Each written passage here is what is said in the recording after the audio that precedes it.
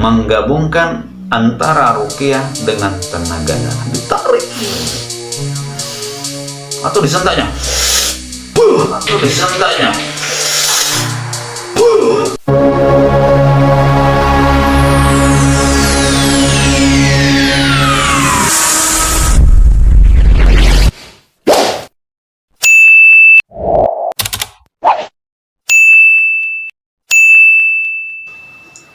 Bismillahirrahmanirrahim.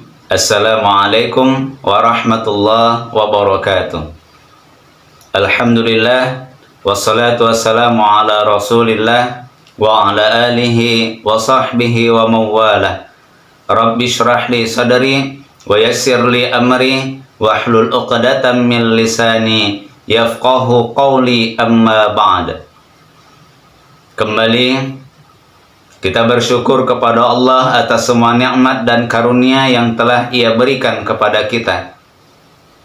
Salawat beriringkan salam, mari sama-sama kita terus memperbanyak untuk mengucapkan salawat kepada Nabi kita Muhammad Rasulullah sallallahu alaihi wasallam.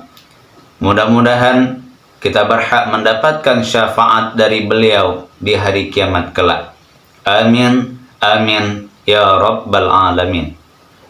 Teman-teman Ruqyah, Ruqyah Syar'iyah Simalungun yang dirahmati Allah. Nah, di sini kita akan melanjutkan tentang poin-poin yang selanjutnya mengenai ciri-ciri dari ruqyah syirkiyah. Ciri-ciri ruqyah yang dilakukan oleh para dukun-dukun, bahkan ada sebagian yang mengatakan bahwa ini adalah ruqyah syar'iyah. Waspada dan tetap berhati-hati, jangan sampai kita salah dalam memilih. Apa ciri-ciri yang berikutnya? Yang selanjutnya,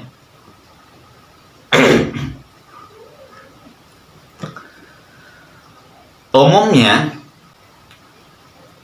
ruqyahnya itu, peruqyahnya meminta sesuatu kepada pasiennya. Ayam cemani yang 1 ekornya itu sangat mahal harganya. Bisa sampai 500.000 rupiah, bahkan jutaan. Dia meminta ayam yang warnanya itu aneh sekali. Atau dia meminta binatang-binatang yang lain. Meminta bunga. Bunga macan kera, bunga 7 warna, atau bunga-bunga, bunga kantil, bunga kenanga, bunga mawar, dan lain sebagainya. Bahkan meminta tanaman-tanaman yang sulit untuk dicari, baik itu warnanya atau jenisnya. Masya Allah. Apa yang dicari? Yang dicari itu benalu yang tumbuh di pohon teh. Wah, kan gawat. Siapa yang bisa mencari benalu di pohon teh? Padahal benalu itu banyak tumbuh di pohon tokat, di pohon coklat, di pohon nangka, di pohon rambutan. Tapi benalu yang disuruh nyari yang terdapat di pohon teh. Jadi nggak logis gitu, aneh. Kenapa kok syaratnya harus seperti itu?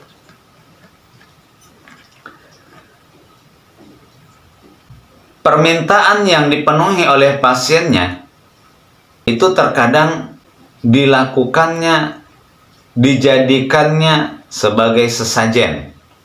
Sebagai sesajen. Bawa bunga nih teman-teman, ternyata diletakkan di atas mangkok. Dimantra-mantrailah, dibaca-bacailah, entah apa yang dibaca.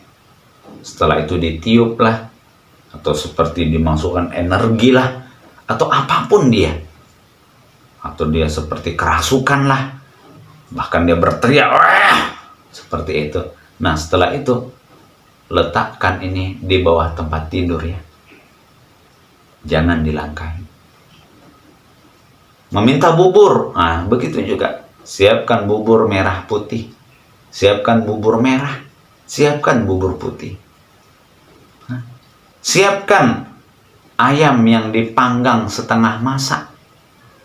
Nah, setelah itu untuk apa? Untuk sajen, diletakkan pada tempat-tempat tertentu. Oh, ini kerasukan ini. Kerasukannya waktu pas lagi naik kereta di Simpang 3. Nah, siapkan ayam. Bakar, panggang setengah masak. Ternyata ayamnya diletakkan di simpang di mana dia telah jatuh. Untuk apa? Untuk sajen. Dan letakkan bunga di situ. Jadi bahaya ya teman-teman, bahaya. Ini bisa menggeser akidah kita. Yang selanjutnya, meminta foto atau barang-barang bekas dari tubuh pasiennya. Masya Allah. Ibu, kenapa? Ini anak saya, Pak. Kok bawaannya linglung aja ya? Coba. Ada fotonya, Bu. Foto siapa? Foto anak ibu. Nah, ternyata diberikanlah fotonya. Yang diminta apa? Foto. Waspada ya teman-teman, waspada. Ini foto loh yang dikasih. Kita nggak tahu nih entah diapakan fotonya. Adalah dibaca sesuatu berupa mantra. Kita nggak tahu niat dan tujuannya itu untuk apa. Gitu. Bahkan yang diminta, oh, Ibu datang kemari untuk apa?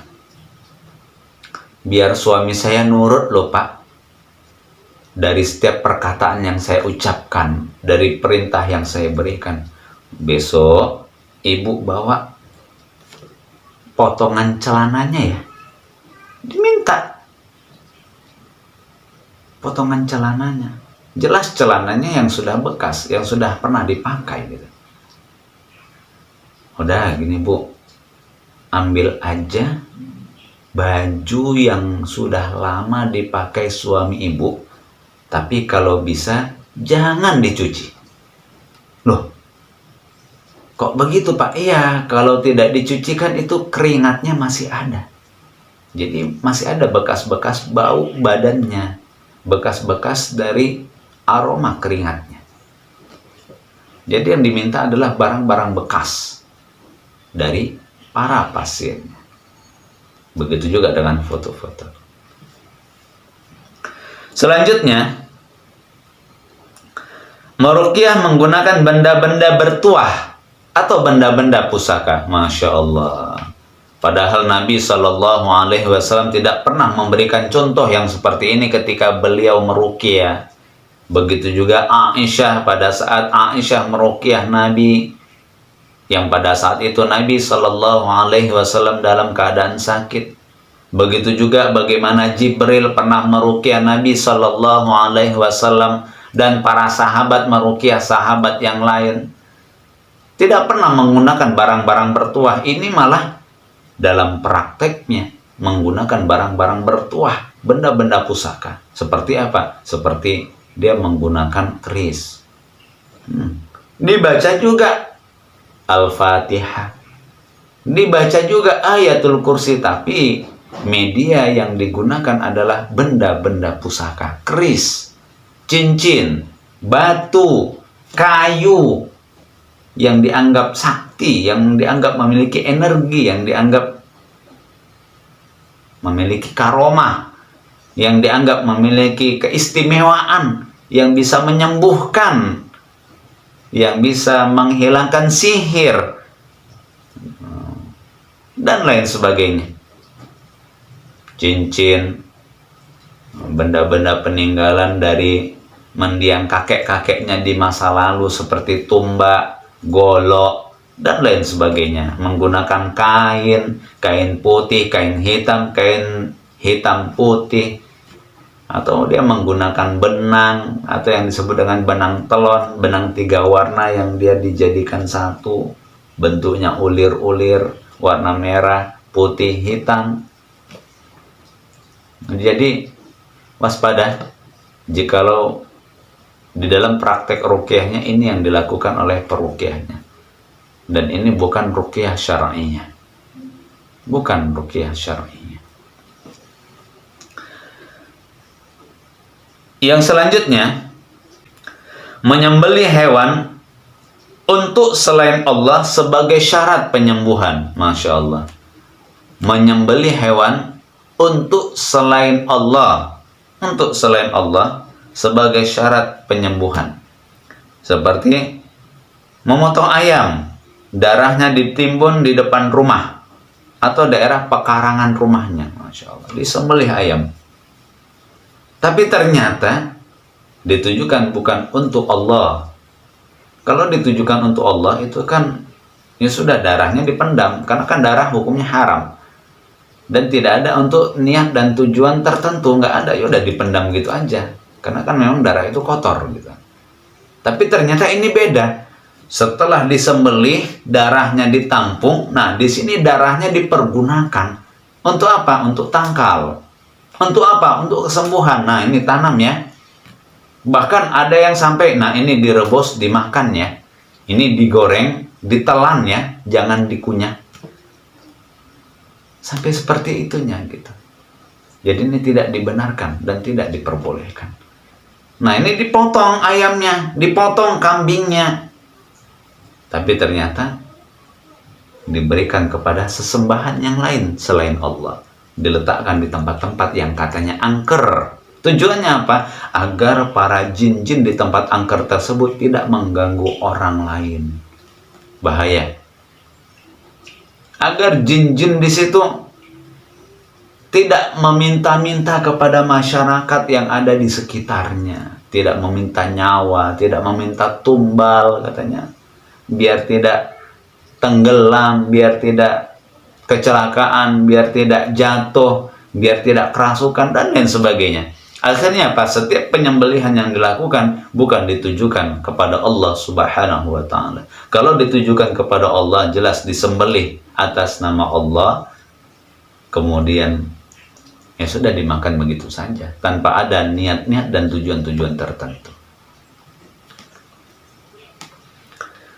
Apalagi ya, umumnya itu kepala kambing. Nah, kepala kambing ditanam di simpang 3. Untuk apa? Agar terhindar dari mara bahaya. Untuk apa? Untuk tolak bala dan lain sebagainya. Yang selanjutnya, melakukan penerawangan dan menggunakan ramalan. Masya Allah, melakukan penerawangan. Penerawangan ini umumnya dia itu seolah-olah bisa melihat dari jarak jauh. Oh iya, ini yang ngirim, yang nyantet, yang nggak senang sama bapak, yang iri sama ibu, dia ada di daerah rumah ibu dan tidak jauh dari situ. Dia laki-laki. Nah, yang aneh-aneh lah itu katanya. Aneh-aneh lah itu. Dia seolah-olah bisa menerawang nih, bisa melihat dari jauh. Oh, barang saya hilang, Pak. Oh, tunggu sebentar. Wah, seolah-olah nih dia bisa menerawang nih. Nah, iya, dia yang mengambil Pak waktu pas ibu dalam keadaan seperti ini dan ini di sini. Dia seolah-olah bisa menerawang. Oh, ini anak ibu sakit-sakitan di rumah ini.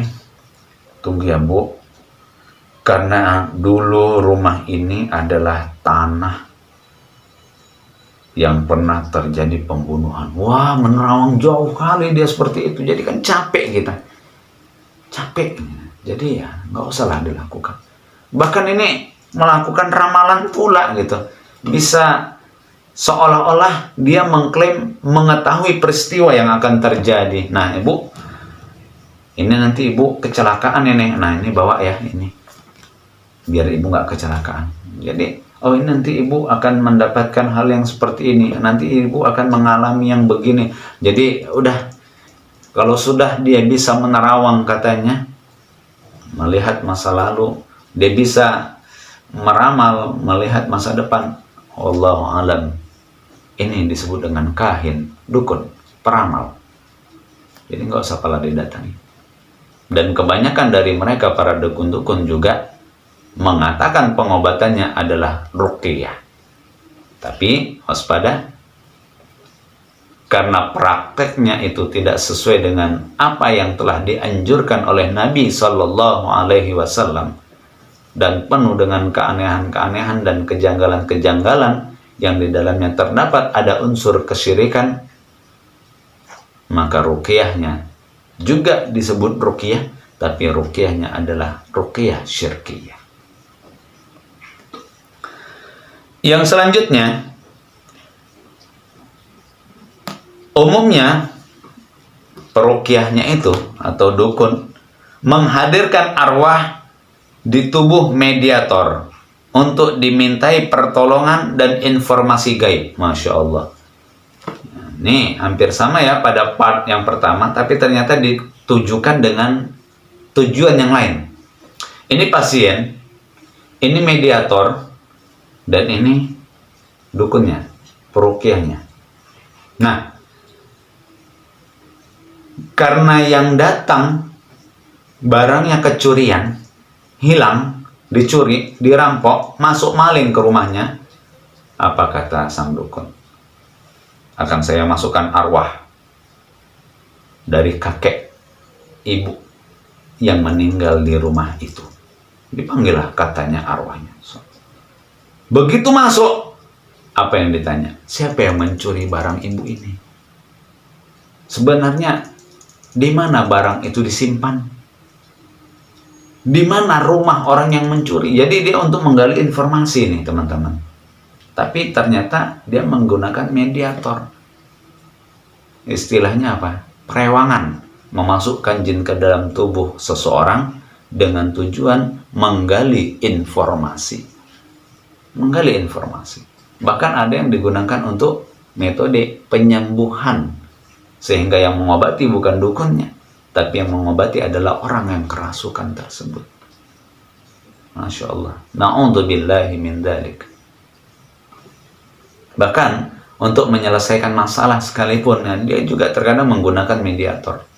Menggunakan mediator. Yang pada saat itu mediatornya dijadikan sebagai sarana agar jin bisa masuk ke dalam tubuhnya, dan ternyata dari jin inilah bisa menyelesaikan masalah yang ada pada pasiennya. Selanjutnya, umumnya ruqyah dukun itu cirinya peruqyahnya mengaku bisa menyembuhkan. Oh, saya bisa menyembuhkan. Saya bisa menyembuhkan. Bahkan ada lagi yang sampai saya bisa menyembuhkan. Mana? Berani sekian. Ada yang sampai seperti itu. Dia langsung mengklaim bahwa dia bisa menyembuhkan. Ketahuilah teman-teman bahwa di dalam metode ruqyah syar'iyah bukan peruqyah yang menyembuhkan. Jadi pasien tidak boleh terlalu bersandar 100% kepada peruqyahnya. Kenapa? Karena peruqyahnya juga manusia biasa seperti pasien. Lalu siapa yang menyembuhkan dengan metode ruqyah syar'iyah itu? Hanya Allah Subhanahu wa ta'ala. Wallahu syafi. Allah lah yang maha menyembuhkan. Allah lah yang memberikan penyakit. Allah juga yang memberikan obatnya. Allah juga yang bisa menyembuhkan dari penyakit yang ia alami tersebut. Tapi sebaliknya ya, ciri-ciri ruqyah dukun, peruqyahnya mengklaim dia bisa menyembuhkan. Bahkan bisa membuka aura, menambah atau melancarkan rezeki, baik itu untuk keturunan. Ini dijanjikan nih, oh ini nggak punya keturunan, nanti kamu datang kemari selama 3 bulan, setelah 3 bulan kamu punya keturunan. Wah, langsung dijanjikan dia punya keturunan. Oh, ibu rezekinya seret ya. Nah, nanti setelah selesai 30 hari, rezeki ibu akan lancar. Langsung dia mengklaim bisa memberikan, melancarkan rezeki. Orang yang belum punya keturunan baik itu disebabkan karena medis ataupun gangguan jin, ini bisa nanti dia punya keturunan. Nah nih, bisa lancar rezekinya. Nah nih, bisa laris. Nah nih, bisa dapat jodoh. Nah nih, suami istri bisa langsung menyatu, nggak lagi cerai. Bisa langsung dia mengklaim seperti itu. Yang selanjutnya, menggabungkan antara ruqyah dengan tenaga dalam. Masya Allah. Menggabungkan antara ruqyah dengan tenaga dalam. Ruqyah dengan tenaga dalam. Ya, dia menggunakan Al-Fatihah juga. Dia menggunakan Ayatul Kursi, tapi dia memiliki gerakan-gerakan tertentu. Untuk apa? Agar jinnya bisa keluar dari tubuh melalui wajah. Masya Allah, ditarik. Atau disentaknya. Tujuannya apa? Agar jinnya lekas keluar dari tubuh pasiennya. Agar jinnya lemah. Bahkan ada yang sampai menggunakan trik. Ada yang sampai menggunakan gerakan-gerakan ilmu kanuragan. Seperti ngerogoh sukmo. Wah, ini nggak bisa nih. Sudah setengah jam dibacakan ayat-ayat suci Al-Quran. Asik menangis aja, asik menjerit aja, asik merepet aja. Dah, ngerogoh sukmo dia. Sudah, kamu berangkat ke alam kamu, akan saya kejar, kita ketemu di sana. Wah, diam aja. Nah, ternyata dia mengaku sukmanya lepas. Langsung dia berhadapan dengan syaitan, dengan jin yang ada di dalam tubuh pasiennya, dan masuk ke dalam alam lain. Masuk dia di dalam alam lain. Bertempurlah dia di sana katanya. Berantang, berperanglah dia di sana. Yang saat itu si peruqyahnya sadar. Ya. Jadi dia menggunakan ilmu tenaga dalam. Menggunakan gerakan-gerakan tertentu. Memukul, gerakan memagar, gerakan menyerang, dan lain sebagainya. Dan di dalam ruqyah syar'iyah ini tidak dibenarkan karena tidak sesuai dengan anjuran dari Nabi kita Muhammad Rasulullah Sallallahu Alaihi Wasallam. Teman-teman ruqyah syar'iyah Simalungun yang dirahmati Allah. Demikianlah untuk part kita yang kedua ini. Insya Allah nanti akan kita lanjut pada part kita yang ketiga. Barakallahu fikum. Mudah-mudahan dapat kita fahami bersama sehingga kita bisa lebih hati-hati dan waspada, bisa berpikir dengan cerdas. Semoga Allah memberikan rahmat dan hidayahnya kepada kita semua. Amin, amin ya rabbal alamin. Billahi taufiq wal hidayah. Wassalamualaikum warahmatullahi wabarakatuh.